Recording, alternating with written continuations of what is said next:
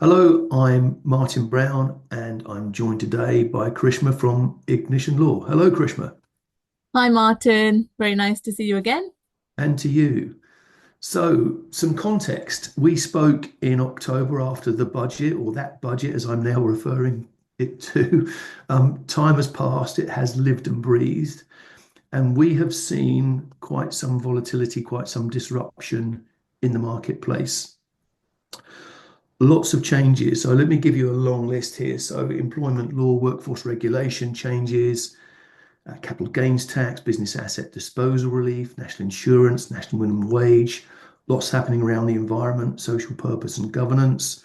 We still have Brexit rolling out. We now have Donald Trump reinstated in the US, and lots of market influences, impacts on foreign currency. So as of today, we're trading a pound to about $1.25, €1.19. Not great for me as I go skiing next week. FTSE's tracking just below 8,500. So 2025, almost coming to the end of January already.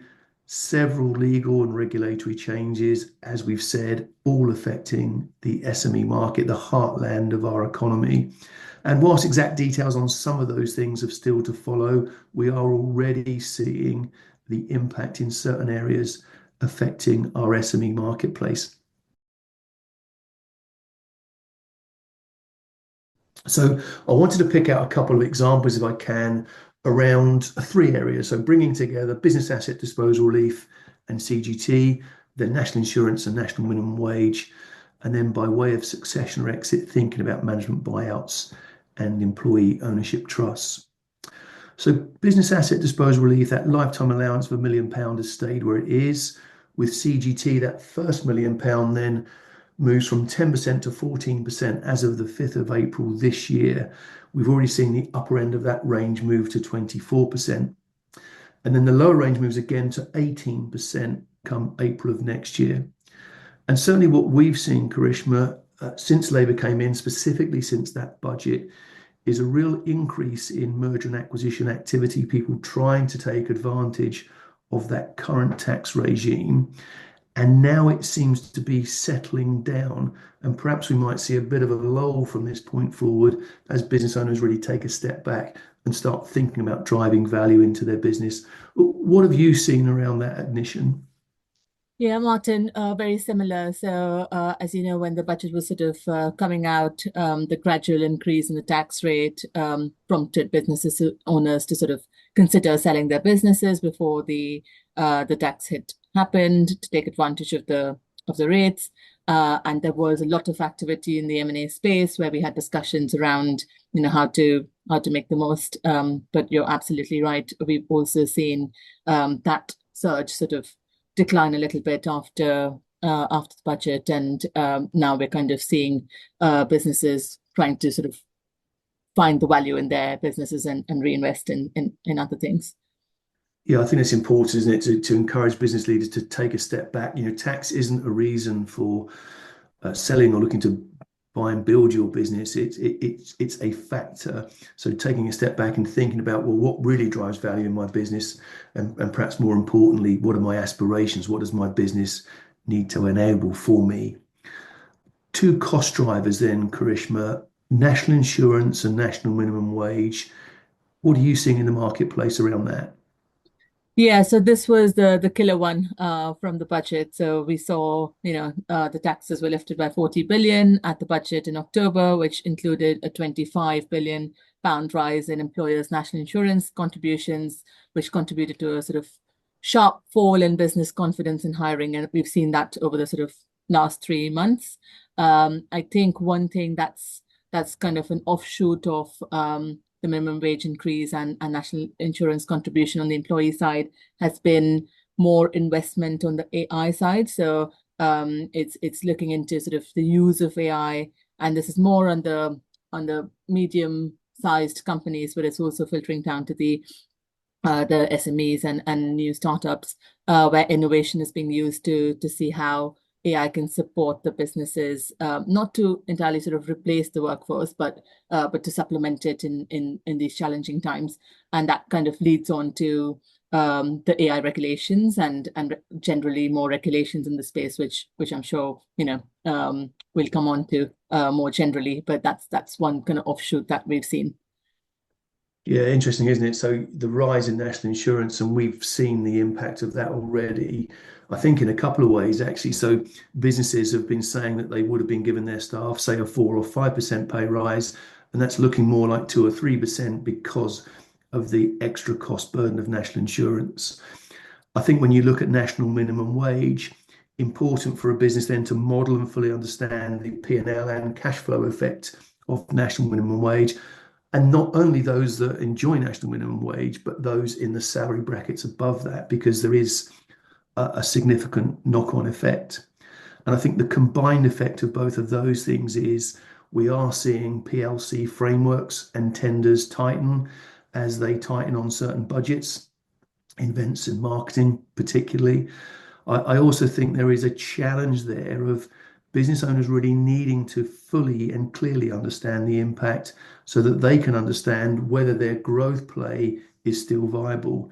Because in extreme cases, we have seen businesses in growth mode now look like they're more in consolidation or cost cutting mode. Yeah, no, absolutely.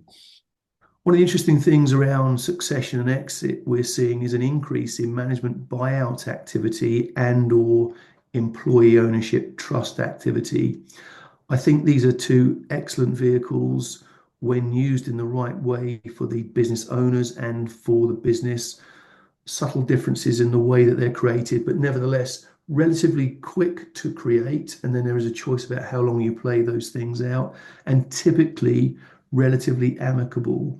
The one thing I would say, Karishma, is I'm concerned of a kind of right and proper test for the incoming management and giving them and the executive trust the best chance of taking that business forward and making sure that actually this is the right thing for you to do as a business owner and a business leader for you personally and for your business.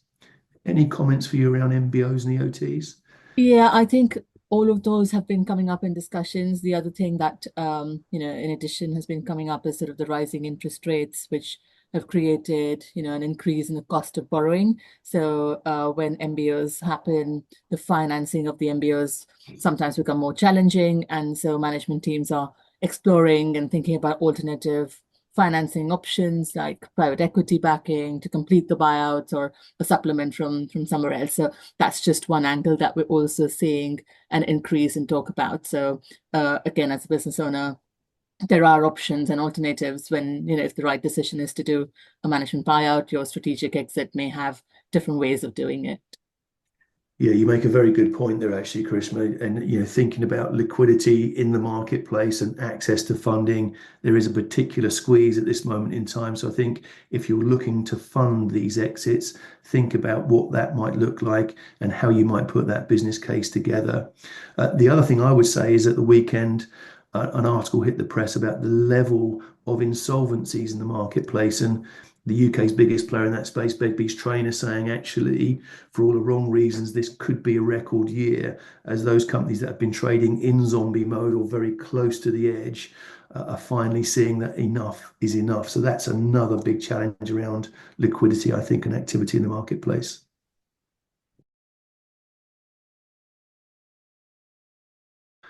Very good. So, in summary from my side, we are seeing lots of changes, lots of complexity, and an evolving legal framework that's really hitting the SME market.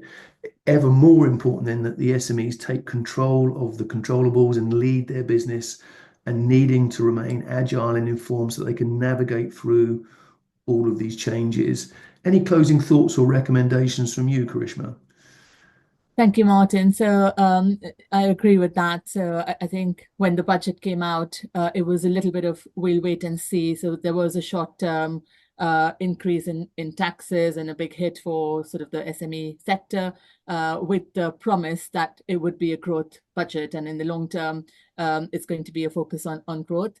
And now, 3 months on, sort of there is a lot of pressure on the government to show and the evidence for that growth. And we're seeing, as you said, sort of opportunities as well as challenges.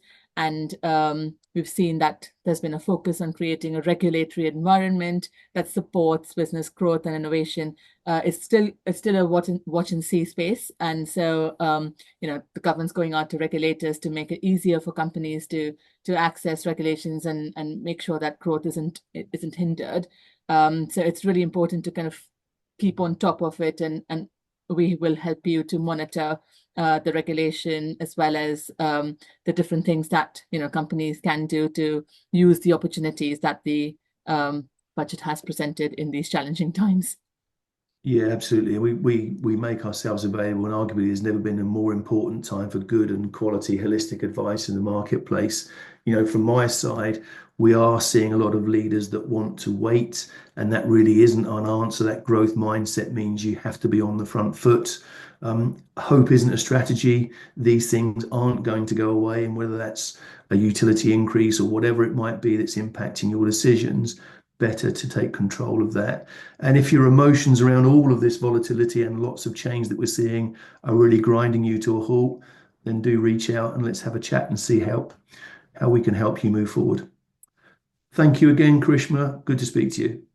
Thanks, Martin.